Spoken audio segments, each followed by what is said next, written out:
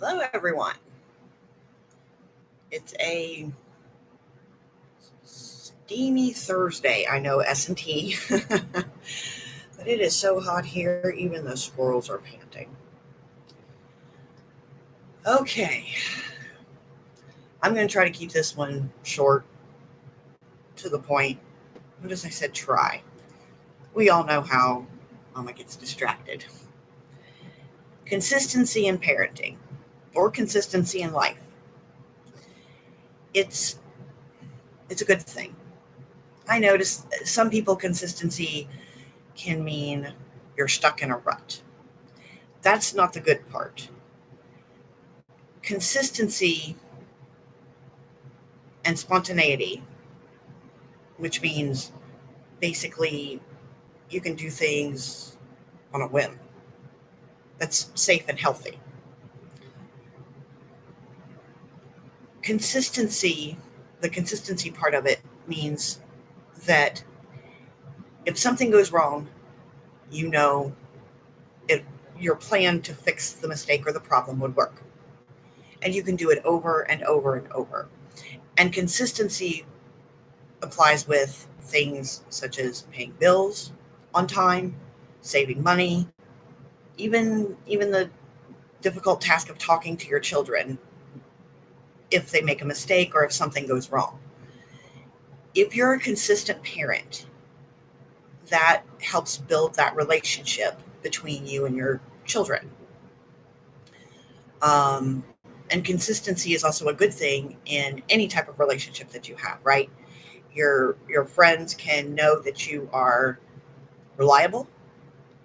They can count on you, and vice versa, right? Because you want a consistent friend. You want somebody that, you know, even if you don't speak for a few months because life is just so busy, but yet you pick up the phone, you pick up and make a message to them, and you know that they'll respond because they're consistent. They're there, right? But when you're raising children, even infants learn, right? They have no idea what's going on in the world around them. And as time goes on, their vision gets better. And that's a whole other vlog. And that's for the medical professionals. But if they, if an infant sees you doing something on a regular basis, when they become older, that'll just become a normal part of their life, right? They'll know, oh, dad gets up and vacuums the floor while mom does the dishes. If that happens on a consistent basis, the child realizes that, right? Consistency helps develop that sense of normal, right? Because, excuse me, it it also tells the child what to expect. So let's say they were playing ball in the house and they broke a vase, right? Age old example. But if they know that they should not have been playing ball in the house, then they know based on consistency what they should expect, which is, you know, a punishment, a disciplinary action that fits the mistake. Obviously, not one that's extremely harsh, but one that fits the mistake.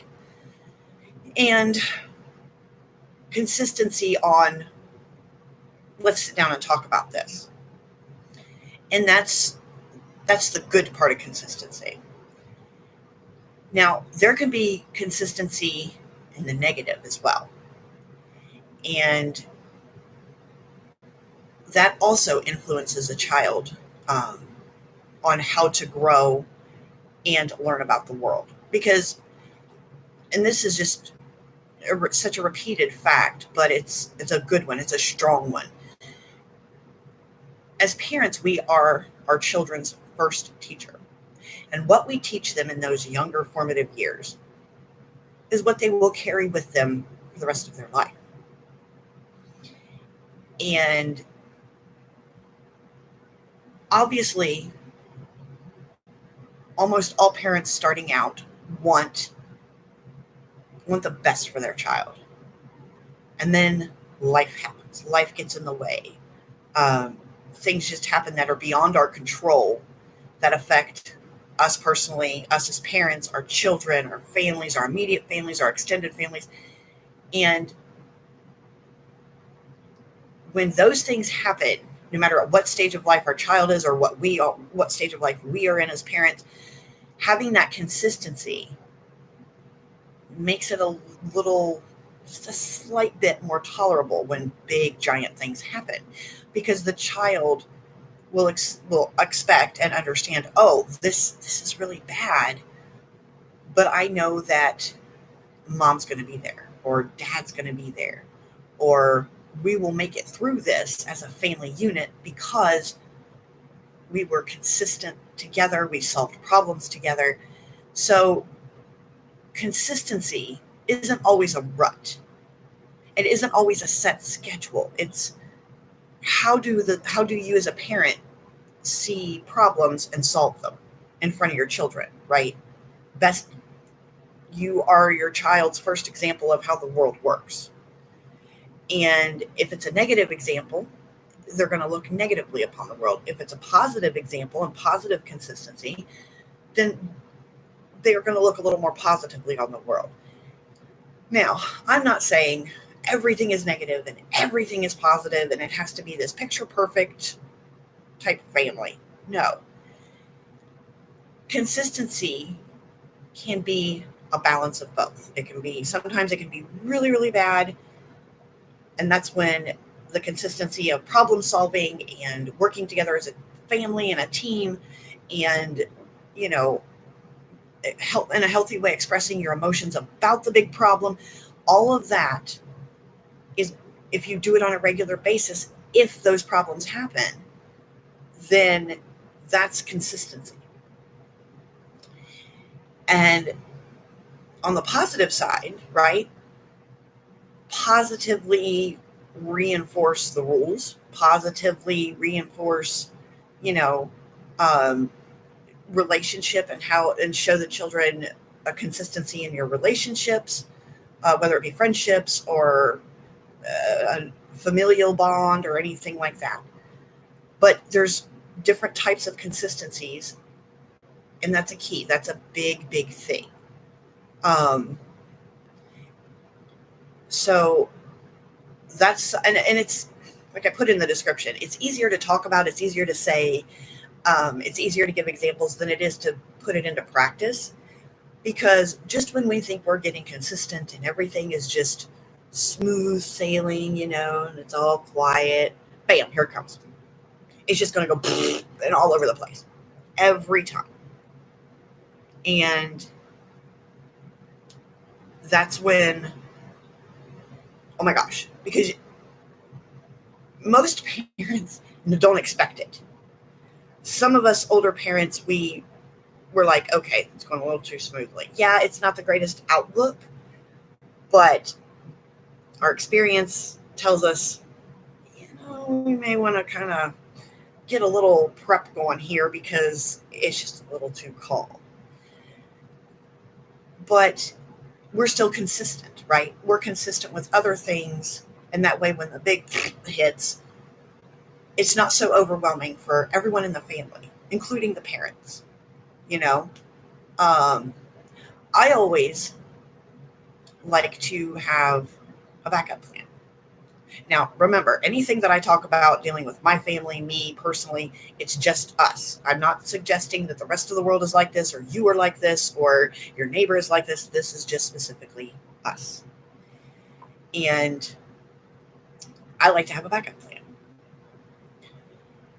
I don't have a backup plan for every single scenario, because even at my 25 plus years of doing this, I still can't plan for every scenario. No, I'm not that perfect. I can't see into the future. And it's so hot, even my crystal ball's sweating. That's, But I like to have a generalized idea of what steps I can take when that happens. And yes, I like to go a lot. My kids think it's hilarious, and they stare at me awkwardly going, Mom, wow. What can you do? You're old and silly. Anyway, that way whatever it is that hits, I know where to start. I don't know where I'm going to end up because, like I said, the scenario is different, all of it. But I at least have the first maybe 3 steps together. And then from there, I take it and see what to do, how to adapt a little bit to solve the problem. Um, and that's a consistency that my kids see, right? And if it's really something that's emotionally upsetting, I don't hide that from my kids. I don't, go off in a corner and cry. Now, that being said, I do some things privately because I am a human, I'm an individual. But when certain things happen, I don't go and hide from my kids and show, and then come out, oh, we got this. I show my emotion if it affects me that way. And then I sit down and talk to my kids at their level, right? With words they understand. I don't sugarcoat anything. I don't try to make things better than what they seem. I literally just, okay, this is what's happening. And then I let them process and then ask their questions if they need to. And then I say, okay, we need to take steps to fix the problem or fix the mistake. And as time goes on, we'll see where we need to go from here. And I've done that enough that my kids come to expect that when it happens. And they're okay with that because that consistency, they've realized, oh, we can get through this. We can do this as a family if needed. We can step up to help each other. We can support each other, but we know what we can do to fix this. And it makes bad things seem a lot less bad in the long run. And yes, my kids take a long time to process things. So does my husband. And that's okay. So they may process this much of it at first to start the steps. And then as time goes on, they'll process a little bit more because more information comes in, more things have happened, more of this, more of that. And that's okay. It's just, and then being consistent with answering their questions, being consistent with, reminding them, hey, yep, this is happening, but here's what we've done. And here's my idea, but what are your guys' idea, right? I include them in that consistent process because one of the biggest things I have noticed over the years is that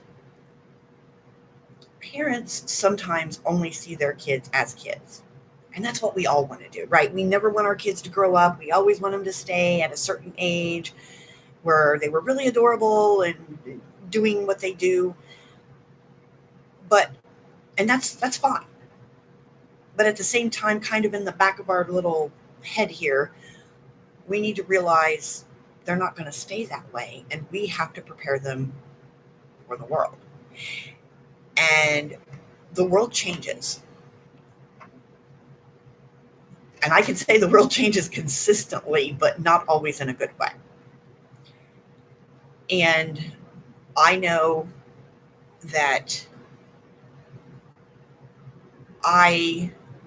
from when I was young, cavemen and fire and the occasional T-Rex for dinner, it has changed so much. And as a parent, we have to adapt to that change in order to prepare our children, not only for the change they're growing up in, but the change that may happen between the different stages of their life. And that's a huge consistency that we have to be aware of because we don't want to prepare them for one type of world. And then by the time they get to that adulthood, they're what is happening type scenario. And it's so overwhelming that they just shut down and can't function. And we have to teach them to, let me see if I can put this correctly, adapt consistently, right? And I don't mean adapt completely to blend in with society. Adapt in a way that they can function to participate in society. And blending in and participation are two different things. Another vlog forthcoming. But we have to consistently look towards that growth of them, and then we have to adapt accordingly. Now, the other consistent thought that we need to have, and this doesn't mean that you just walk away and, you're on your own, kid. No. But we have to also consistently understand as parents that we cannot protect them from everything, especially with the way social media and the internet works. Kids of all ages at this point have some sort of screen technology and access to the internet. And that works for some families and parents. Great. Hey, if it works for you, I'm glad you found something that works. Proud. Just amazed. But for other parents, it doesn't work so well. So you have to, as a parent, look at, is this in the long run going to benefit my child? Or should we work on something else that is a more consistent and stable thing? And that one's hard too. Because you have, because the internet is consistently there. It's always in our faces. It's always on a screen. It's always moving over here. It's always doing this. Everything is constantly being updated, bombarding with the 24/7 news and, streaming apps that just never shut off. We need to, as parents, develop a consistent technology-free time, because the internet influences so much. And yes, I keep talking against the internet. Here I am sitting on YouTube. I do gaming videos and I have a website, and I'm trying to get another small business started that's, things like that. But 24/7 bombardment, or even 12 hours a day is way too much. So if we set consistent screen times, if we set consistent dinner times, if we set consistent face-to-face time, that would give children and young adults more stability as far as the human social part of it, the human contact, the ability to say, yeah, I just didn't catch that news article, but have you read this good book, right? To show them that there's different parts of the world there. And if that doesn't work for you and your family, not a problem. Just find another area to be consistent in, because that's what kids thrive on. And in truth, parents thrive on consistency, right? Maybe not at a child level, but let's break that down for a minute, because you go to work consistently, regularly, and you thrive on getting, say, that paycheck. Well, to feed your family, right? But if you don't go consistently, that check gets smaller and smaller and smaller until pretty soon it's going to clean out your locker. You're not consistently going to work. So even as adults, being consistent for ourselves not only sets the example for the children or those around us, but it helps us thrive, because, it gives us that sense of, I went to work and I was able to do this. Now, for some people, it's hard. It's hard because of mental illness, issues in the family, and a whole other host of things. And if it's too hard, or it just seems so overwhelming, try to find one little thing in your life to be consistent about. Okay? Such as getting up every day and taking your vitamins. Be consistent about that. One little thing. Get up and make your bed, right? Get up and maybe do the dishes. Do whatever you can to be consistent as a parent in your life. And then pretty soon, maybe you'll feel a little better and you can add a second consistent thing, or a third, or a fourth. You see what I mean? And it could just kind of, great big happy snowball better somewhere. And if you have kids, even if they see you do that one little consistent thing, get up every day and take vitamins, or have a morning hygiene routine, eventually they're going to realize, Mom does this every morning. Seems to help. Maybe they'll start wanting to take vitamins or sit down with you for breakfast or something every morning, right? And on the flip side, the negative consistency, they're eventually going to figure that out too. They're going to say, oh, you know, dad gets up every morning and grumpy, and I don't, well, I guess just everybody's grumpy when they wake up in the morning. That's just how it is because it happened for so long. And then they start waking up grumpy, you know. And when you start to notice a change in your child, um, sit down and talk to them and say, hey, what's going on? Communicating with your child and including them in the consistency is a big thing as well. And you want to include your child in the consistency that affects that, you know, they can do, or things that they can help you be consistent with, right? To learn that lesson.